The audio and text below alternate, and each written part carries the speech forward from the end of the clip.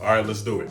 Do you have any hidden talents? Yes, I actually play 4 musical instruments: the drums, the piano, the trombone, and the kalimba. Some of y'all might know what a kalimba is. It's an African thumb piano inspired by the amazing band, my favorite band, Earth, Wind, and Fire. So yeah, those are my hidden talents. If you could find out one thing about your future, what would it be? I think I speak for every influencer when I say this. How big exactly, if I'm still blessed enough to do this, exactly how big do I become? That's something I really want to know. If you had to eat one meal the rest of your life, what would it be? That's an easy one. That is my mom's baked mac and cheese. She makes some incredible mac and cheese. Shout out to my mom. I love you. What advice would you give to your past self? I would say don't focus too much on the numbers and don't let, the popularity and everything, change who you are as a person. Like, be you, be Clifford. No matter the numbers, no matter if you get 100K, 200K, whatever the case is, just be you. Don't change for anybody or anything. Just be you, and the opportunities and the things that come your way, they're endless. Trust me. What is something most people who follow you don't know about you? Well, a lot of people think that I played football my entire life, but that couldn't be further from the truth. I didn't start playing football till literally, college. So I grew up a basketball player. I was a diehard hooper back in the day. I had a little game back in the day. I was, of course, a center. But yeah, a lot of people don't realize I didn't start playing college football or football in general until college. So yeah, it's a shocker to some, but yep, that's a fact. What's your favorite video that you've ever posted? That changes every day, but I would think it would have to be one of my center videos, or the video I did where I was talking about the end of a college football broadcast, and this is what it's like, and it kind of showed like the instant replay and stuff like that. I posted it, back in summer of 2022. It went crazy. It was everywhere. The game, they got a hold of it, and it was awesome. What's your goal for where you'll be 3 years from today? So today, 3 years from today, I definitely want to be a homeowner. I definitely want to be even more financially stable, and I wouldn't mind having a family. At that point, I'll be, 26, so, why not? When did you first go viral? So I first went viral back in July of 2018. So it was when the Warriors were dominating the NBA, and they just got DeMarcus Cousins. I think it was just days after the Lakers got LeBron. So what I did in the video, so I had on a Lakers jersey, and then when the Warriors signed DeMarcus Cousins, I took the Lakers jersey off and I had a Warriors jersey under it, and I turned around and I said Dub Nation, and it was on House of Highlights, Overtime, Bleacher Report, everywhere. So that was actually my first viral moment. The one that I'm known for, I think, is the one that I did back in summer of 2020, where I was doing pregame music, and usually it was like what you're listening to versus what you're actually listening to, and it was like some hip hop, and then it just transitioned, to Big Time Rush. That really put my, my TikTok status into the stratosphere. So that's the one I'm most known for. When was a time in your life you felt like you were at a crossroads, and how did you decide what to do?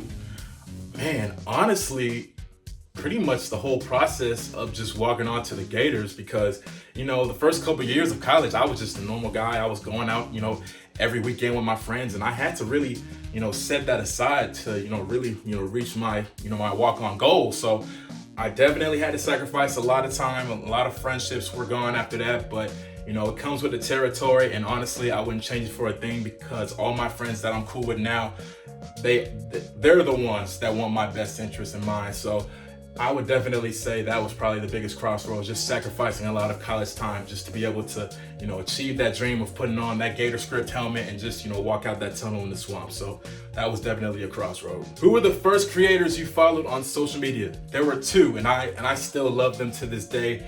Scooter Magruder and Swoozy. Those are my idols. I love them to death. Me and my best friend Jared, shout out Jared, we used to wait every Sunday for Scooter Magruder to post a video, because he would drop them, every single Sunday. So we're still huge fans now. I still crack up at his stuff, and it's honestly an honor and a blessing to be able to call him, a friend.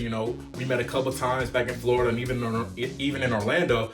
So yeah, it's just an honor to be able to call him a friend. Hopefully I get to meet Swoozy one day. He's awesome. Do you see social media as your long-term career path? Well, as of this year, yeah. So, I've been doing videos now for about 3 years, and For the first time in my social media career, I definitely feel comfortable and confident to be able to do this, long term, because the last couple of years, as y'all know, it's been very busy. I did social media for the Rams, social media for the NBA, and part of why I did that was because I just wanted to, stretch out my options, because if social media doesn't work, I'll be able to, do work behind the scenes. So that was really all it was, just kind of being able to have my options open. And safe to say, I'm confident in my abilities now to be able to do this for a career. If you had to describe yourself in 4 words, what would they be?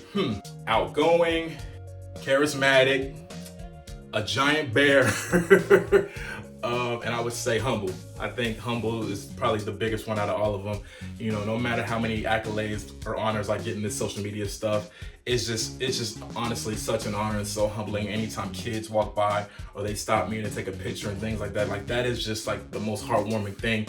And it never gets old. Like, no matter how much I continue to grow, it just absolutely never gets old, and I appreciate every single moment. So thank y'all. Major shout out to Cliff Gang. Which one of your accomplishments are you proudest of? Hands down, I am most proud of getting my degree from the University of Florida.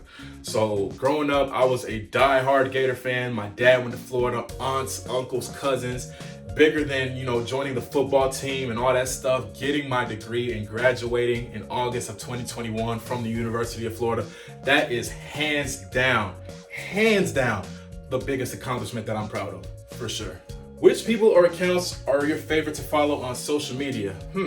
So right now, and this guy is absolutely killing it everywhere right now. Kai Cenat is a big guy right now. I'm a big fan of what he does. His energy is just infectious. And honestly, the entire AMP group, Chris, Davis, Duke, Agent, Phantom, and of course Kai, they're definitely who I'm watching more than anybody right now. And they're just on top of the world right now. And of course, RDC World, I've been following them since about 2017, and they just continue to crack me up. So definitely a whole bunch of creatives out there that do amazing things, and I just hopefully I can meet them at the top one day.